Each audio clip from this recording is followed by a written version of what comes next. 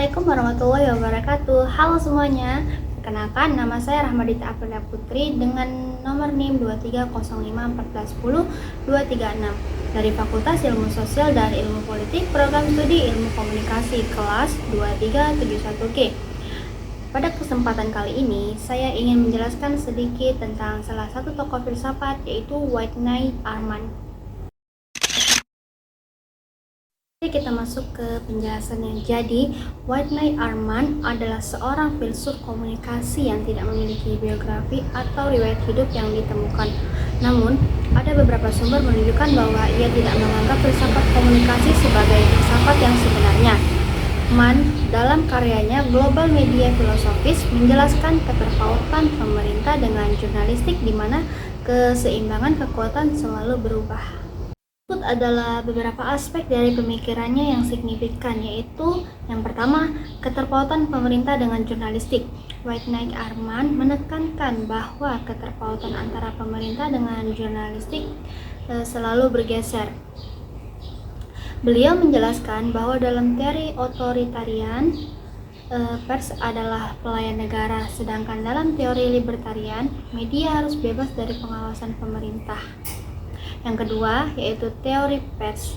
Mann membagi teori pers menjadi 5, yakni yang pertama, otoritarian, pers di mana ada sensor dan lisensi dari pemerintah. Yang kedua, sosial otoritarian, pers dimiliki oleh pemerintah atau partai pemerintah untuk mencapai tujuan ekonomi nasional dan filsafat. Yang ketiga, libertarian, ketiadaan pengawasan pemerintah untuk menjamin berkembangnya gagasan secara bebas. Yang keempat, sosial libertarian, ketiadaan pengawasan pemerintah secara minimal untuk menjamin semangat operasional dari filsafat libertarian. Dan yang terakhir yaitu nomor 5, sosial sentralis, kepemilikan pemerintah atau lembaga umum dengan saluran komunikasi terbatas untuk menjamin semangat operasional dari filsafat libertarian. Yang ketiga yaitu filsafat komunikasi. Mann memahami filsafat komunikasi sebagai suatu disiplin yang mempelajari kekuatan media dan prinsip fungsi media serta hubungannya dengan negara. Beliau percaya bahwa ilmu harus netral dan tidak terkait dengan nilai-nilai.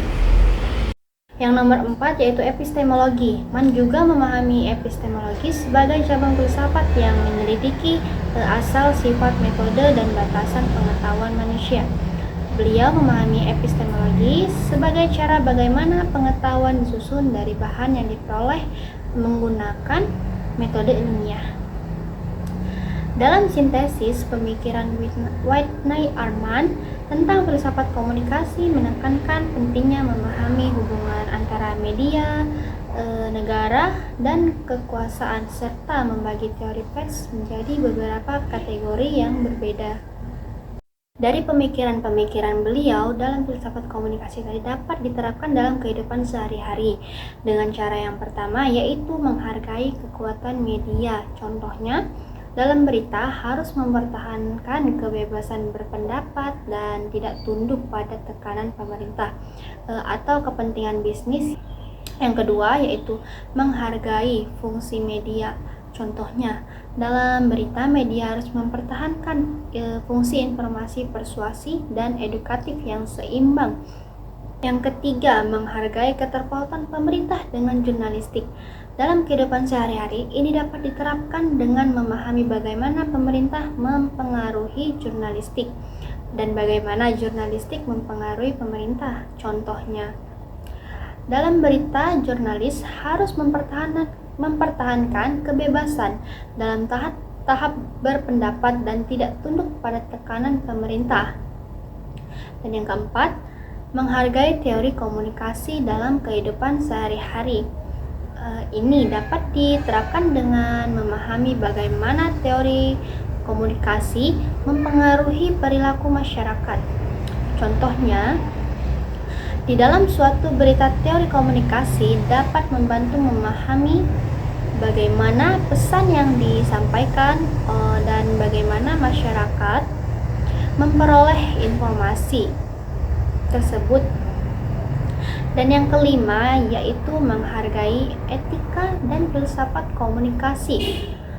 Whitney Arman memperhatikan etika dan filsafat komunikasi. Dalam filsafat komunikasi, kehidupan sehari-hari ini dapat diterapkan dengan memahami bagaimana etika dan filsafat komunikasi mempengaruhi perilaku masyarakat.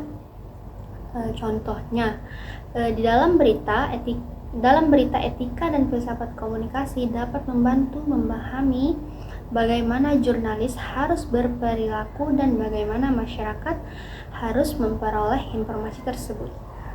Selanjutnya yaitu kritik terhadap pemikiran Whitney Arman. Dalam filsafat komunikasi dapat dilihat dari berbagai aspek keterbatasan teori. Mann dikritik karena tidak memperhitungkan suatu filsafat komunikasi sebagai filsafat yang sebenarnya. Ia hanya menawarkan beberapa teori pers seperti otoriter, libertarian sosial, tanpa mempertimbangkan pemaknaan yang lebih luas dari teori-teori tersebut. Selanjutnya keterbatasan analisis. Analisis Mann terhadap keterpautan pemerintah dengan jurnalistik dikritik karena tidak mempertimbangkan kompleksitas hubungan ini. Ia hanya menekankan keseimbangan kekuatan yang bergeser, tetapi tidak menjelaskan bagaimana keterpautan ini mempengaruhi kebebasan media. Selanjutnya, keterbatasan pengawasan. Mann dikritik karena tidak mempertimbangkan pengawasan pemerintah dan lebih dalam terhadap media. Ia hanya menekankan teori otoritarian yang menempatkan media sebagai pelayanan negara, namun tidak menjelaskan bagaimana pengawasan ini mempengaruhi kebebasan media. Kritik terhadap pengetahuan. Mann dikritik karena tidak mempertimbangkan kritik terhadap pengetahuan yang lebih dalam. Ia hanya menekankan pentingnya memahami bagaimana media yang berfungsi dalam masyarakat, tetapi tidak menjelaskan bagaimana pengetahuan yang digunakan dalam ilmu pengetahuan mempengaruhi fungsi media.